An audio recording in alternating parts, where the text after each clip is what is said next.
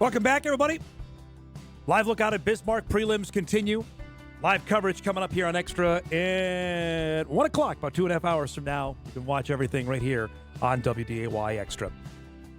So yesterday, we introduced you to the Citadel Athletic Director, Art Chase, was able to join us to give us a little bit of the synopsis of the school and what is on tap for Bison fans if they decide to go to Charleston for the season opener. 99 days from today, the Bison football team back on the field to open up 2025 in a state they'd never been in before, South Carolina, to play the Citadel out of the Southern Conference. Yesterday, late yesterday afternoon, I had a chance to visit with their head football coach, Maurice Drayton, former Green Bay Packer coach as well. That is in his third year. He played at the Citadel. He coached previously at the Citadel and then was hired a couple years ago to take over, and you'll hear in his own words, he says it, that they were the worst FCS team in the country when he took the job, and they didn't win a game in 2023. Last year they won 5 games, and now they get the defending national champs to come to their building. My conversation with the Citadel head coach, Maurice Drayton. Boots on the ground. We wanted the opportunity to, I'm a big Ric Flair guy. Ric Flair says in order to be the best, you have to beat the best. Now, I'm not saying that, but what I'm saying is this is an opportunity for our organization, not just the football program, our school, our community, to see how a top-ranked perennial power in all of football, I'm not going to say FCS, in all of football, how they do it, how they travel, how they eat, how they take the field in warm-ups, how admissions lets people in, how the professors understand the student-athlete experience. It's our opportunity to do that. So as soon as we got you on the schedule, people started doing research. And then when they get to see it up close and personal, they're like, oh, my goodness, this is what it's supposed to look like. This is who we want to be like. When telling the team that, especially during spring ball, I mean, how much have you got into it yet? I know you're worried about your own team, but have you talked to the guys like, okay, it's coming here for game one right out of the chute, this is what we got? Well, we're in the social media age. So as soon as that schedule was released, the guys knew the challenge at hand. We believe in focusing on ourselves, just trying to get a little bit better each day. Where I inherited the program in my third stint here, people don't like when I tell the truth, but I tell the truth. We were the worst program in all of FCS. No ifs, ands, or buts about it. Now, that's not an indictment on anyone previous to us, but that's just where we were. So we're focusing on ourselves. As long as we do that, continue to get a little bit better each day, I'm not worried about the end results of wins and losses right now. Yes, coaches are judged off of that. But for me, where I am in my life, I'm secure. It's more about teaching this great game of football, molding men for tomorrow, and giving them a student-athlete experience while teaching, that's what we're about. I know it's not about wins, but to go from 0 to 5, were you even ahead of schedule last year for what you want to do now in 2025? Oh, it's so funny that you asked that question. Going into the second season, everybody wanted me to put a win, total on it. And somebody's going to ask me that this year. You're asking me that this year, right? So here's the deal. I never give a win-loss ratio or my prediction, but every year I've ever coached, I have always had a number in my head. And I'll just be honest with you, we fell short of the number I wanted for year 2. We saw East Tennessee State last year. You guys scared the heck out of them a couple weeks later. For fans now, they're getting, especially up here, I think they know the SoCon, Coach, but what do we not know about it on a week-to-week basis that you experience, Ed? Yeah, so here's the deal with the SoCon. I played in the SoCon. I was part of the SoCon from 94 to 98. I played defensive back. A couple receivers we guarded in the SoCon to give you the history of the SoCon. Terrell Owens, gold jacket. Randy Moss, gold jacket. The SoCon used to be what your conference is today. We used to call ourselves the SEC of 1AA, and it has since changed. Right now, it's the Midwest, where you guys are. North Dakota State, South Dakota State, all those teams. You guys are who we want to be, or at least who I'm trying to tell our administrators, hey, let's find their blueprint and let's wash and repeat it. So having said that, the SoCon is finally trying to get back to what I remember it being.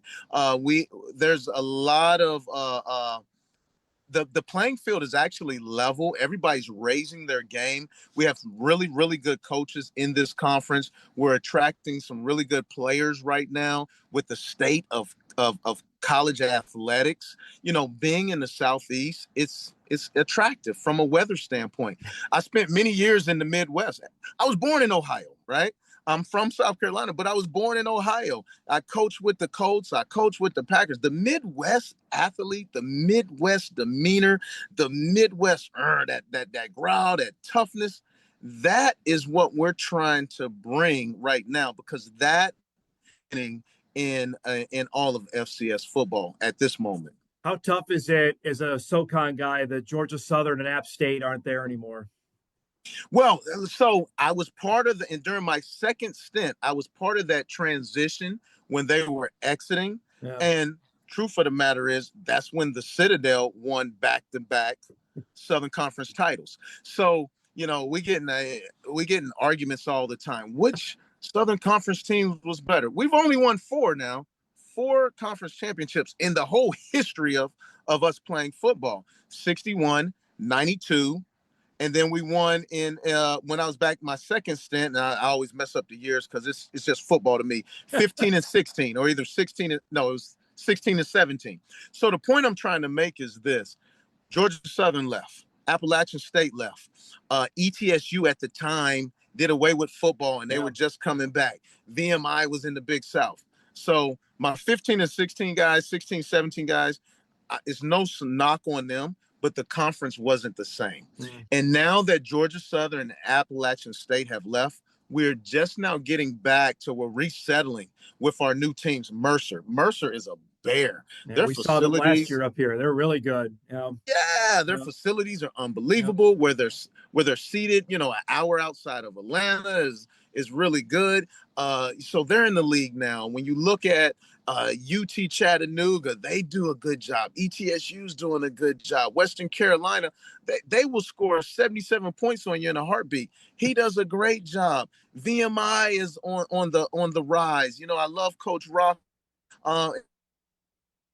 In the league, and it's no disrespect to them, but our league is finally getting better. So week in, week out, we're facing opponents that makes you feel good about going on the road for a round one playoff game, because the way the playoffs is structured now, it's almost what you do the year prior projects you and places you in the next year, whether you get a home game or whether you have to go on the road and things of that nature. So, you know, our goal is to make the playoffs, and I'm fully prepared. Every day we think about it, we talk about it. We're going on the road, and that's part of it. The kind of football player you can get into the Citadel, what challenge does that present recruiting wise? Because it's obviously there's different eligibility requirements to get into the school. Can you explain that a little bit for people that just don't know how difficult it might be to get a guy to come to school there? Yeah. So first of all, Citadel, man or woman, is a different human being, right? Because we live a military lifestyle. 17 to 23-year-olds, they don't want anything to do with getting up at 5 a.m. and doing PT. They don't want anything to do with shining shoes, shining brass, keeping a grooming standard about themselves, not having electrical appliances in your room, right? There's no fridge in your room, right? There's no microwave in your room. Like we're military. Now, 30% of our graduates actually go in the military. The other 70%, these are different human beings who say, I want to live a military lifestyle. I want to go to a place where we develop principal leaders and we put them into society. That's who we are. A lot of people don't want that right now. So it presents challenges. So when you look at the overarching recruiting pitch, we pitch hey guys, we want you to trade 4 for 40. Give me these 4 years of your life right now, and I'm gonna set you up for the next 40 years of your life. And the Citadel bond, the Citadel ring, and the things that we present, Citadel men and women look out for each other. It doesn't mean we're going to give you a job, because you still have to, earn it. But that resume is going straight to the top of the pile. What have you heard around town about excitement level for this game? Is there a palpable excitement knowing who's coming on Labor Day weekend? Absolutely.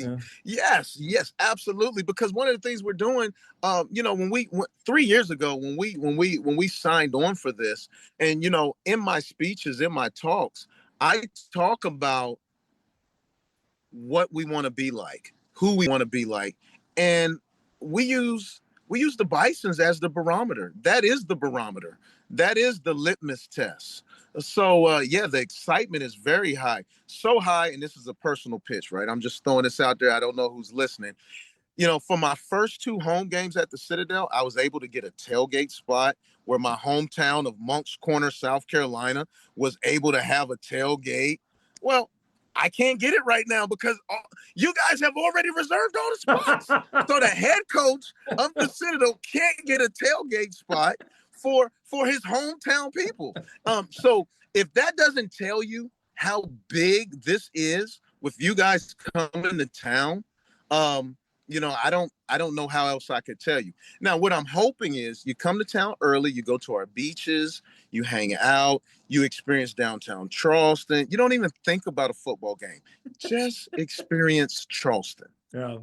Just that area, I think for a lot of fans, Coach, they're going to come and make maybe a week of it because NDSU's playing at Tennessee State and Nashville the next week. So they're trying to maybe double up and do both cities. Just how big a deal could this be for you going forward? I think you touched on it off the top of this, of what this can do for your program, win or lose, to get you where you want to go come November and beyond.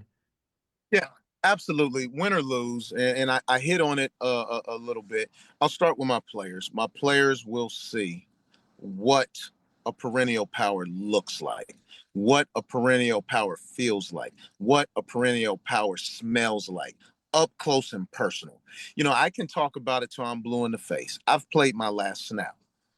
I'm not in the NFL anymore. I can't lean back on that. We are in the age now where these young men and women, we have to show them. All right. So this experience will show them. It also shows our administration. It shows our city. It shows everybody what a perennial power looks like. And, we're thankful for this opportunity. I'm glad we don't have to visit you guys for 2 seasons. I think we repay the visit in 27, unless we make the playoffs and we have to come out there sooner. And that's fine too. I welcome that. Yeah. But this game is huge for Citadel football. This game could be the turning point in the direction of where we go as a athletic organization. I thought that was pretty good. And I can't wait. He was fantastic. I told him afterwards, that was great. Hopefully we can do that again when we get closer to the start of the season, because he really laid it out exactly where they were at, where he's trying to get him to go. What he said it to me, because I thought his previous athletic director scheduled the game. He said, "No, I got the game. I wanted to play this game because we want to get better."